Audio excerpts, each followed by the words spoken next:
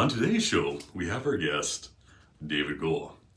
And many people will ask, just who is David Gohl and what is his background?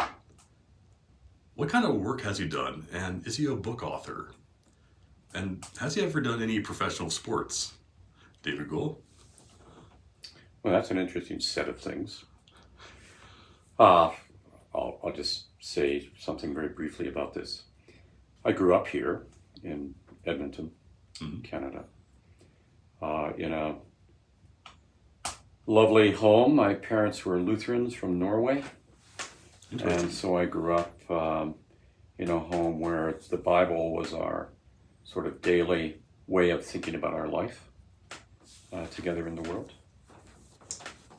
I had a real interest in theology at a very young age. And I also, a little bit like you, Derek, I didn't like school at all.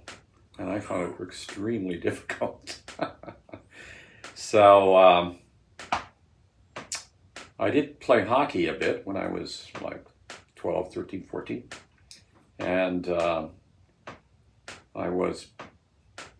was some scouts for the Detroit Red Wings and the Chicago Blackhawks, which scouted a number of us, and some of us were invited to a Detroit Red Wing training camp.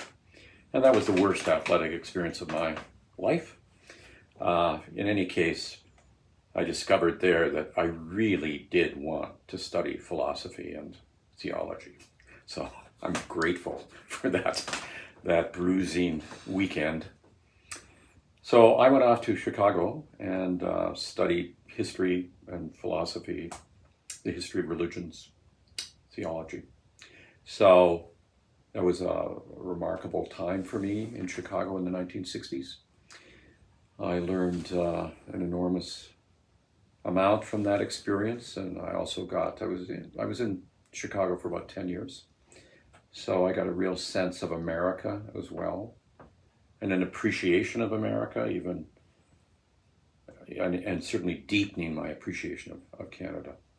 When I came back from Chicago, I spent a substantial part of my life developing a program for the study of culture at what is now called the Royal Alberta Museum. And at that time, I was doing field research work in religious communities, at the range of religious communities, because Alberta is kind of a living laboratory of religious communities and their encounter with modernity. And that was a big question for me. I think it goes back to my immigrant parents' life. How does the religious life inform your relationship to the larger civil culture? So that became an important theme for me, and I spent some 30 years with Hindus, Sikhs, Buddhists, Jews and Muslims, and many Christians of various kinds. One of the most privileged things that I've ever done in my life, being able to have devout men and women take me by the hand and lead me into what I would call their fields of meaning. So I treasure that. And at the same time, because I was doing this work in living religious communities, I also had the opportunity to teach in religious studies faculty here at the U of A. And so I did that sort of parallel for quite a number of years, over 30 years. And during that time, I also did a number of major exhibitions.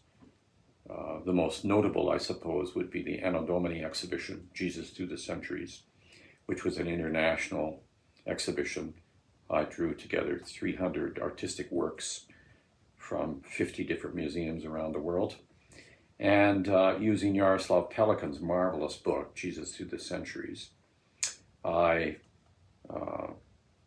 developed an exhibition, a multimedia exhibition, to invite people to think about, for the year 2000, to think about what have we really made of Jesus, of his teaching, of his acts. How has it influenced our politics, our art, our philosophy, our civil life in a variety of ways? So that was a huge piece of work. But also back in 88, I did another exhibition that traveled all across Canada called Seasons of Celebration, in which I examined, and I spent a few years doing research on that. I spent time in all of the Orthodox and Eastern Rite Catholic communities in Canada and North America, including the monasteries, and did this exhibition exploring the liturgical life. And what does that say about the being of the human? What does it say about human personhood and our life together in the world? So those were major kind of public things that I did at the time. As a result of my work at the museum and other work that I've been doing, I suppose I've written 20 books or something like that, and on quite a range of things. And I continue doing that to this day. I've been blessed with good health. Back in 2002, I had retired from the museum. Back in 2002, I was asked to be the founding director of the Chester Ronning Center for the Study of Religion and Public Life, which was based at the Augustana campus of the University of Alberta in Camrose. I did that for about 12 years, and I shaped that work around working in and with religious communities, in universities, and in the public square. Because issues of religion and public life are way too important to be left to the university. University rhythms are different. But this was an opportunity to try and help a small number of people, obviously, engage, think about these difficult matters where religion and public life collide with each other. And so in that connection, I also, because during that period and even now, both the evangelical world in North America as well as Muslim communities around the world, that's where some of the most compelling issues are around this matter of religion and public life. So I did, during that 12-year period, I did about 100 things a year in all over Canada. And also I did substantial work in Turkey and Syria and Romania, a number of other places.